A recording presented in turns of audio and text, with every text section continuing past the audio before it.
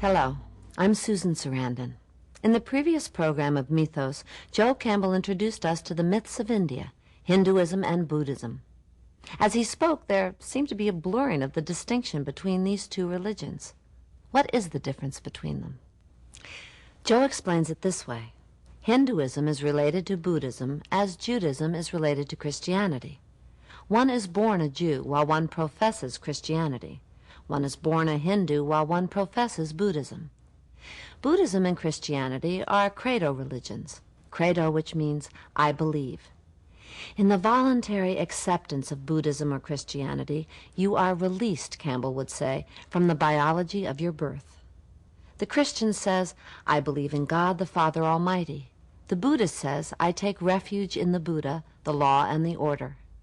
Joe identifies Hinduism as an ethnic religion and Buddhism as the first world religion, with Christianity second. Like Christianity, Buddhism was founded by disciples, and soon there were different types of Buddhism.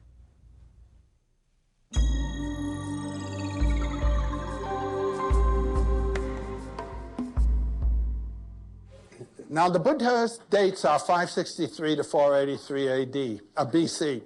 This is a long time back. 500, I want to stress this date, 500 BC. That's a date, as we'll see a little later on, of great importance.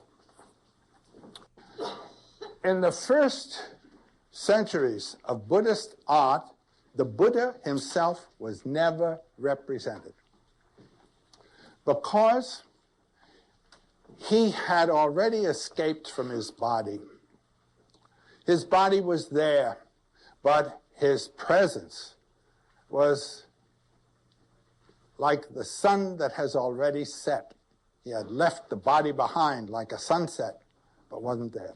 And we'll see in a little while how this was represented.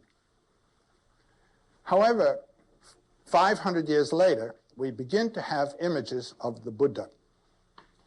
That means another kind of Buddhism has come into expression.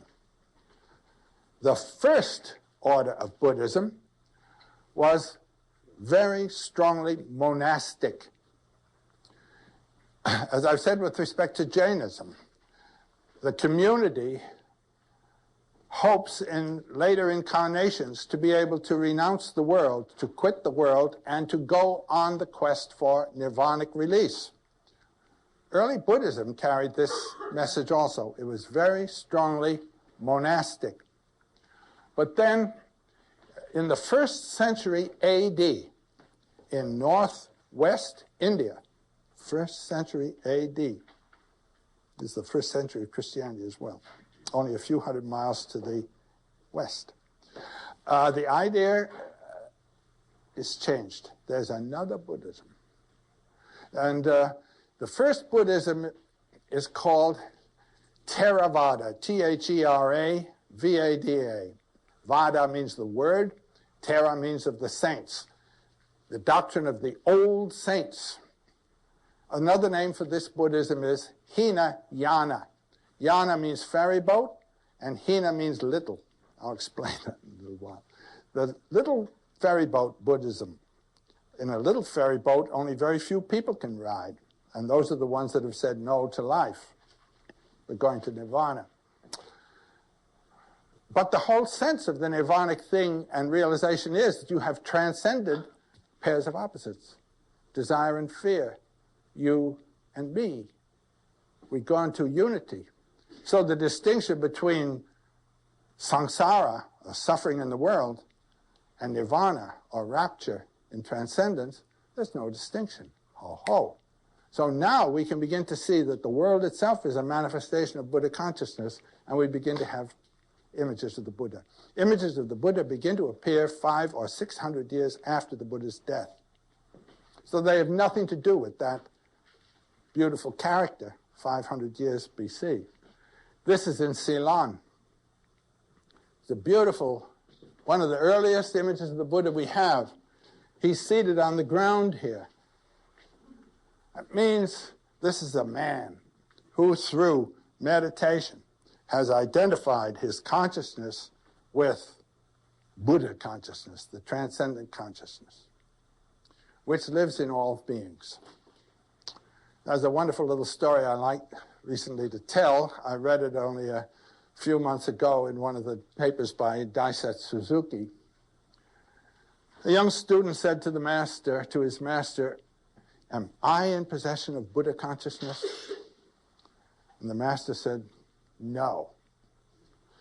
And the student said, "Well, I've been told that all things are in possession of Buddha consciousness. The rocks, the trees, the butterflies, the birds, the animals, all beings."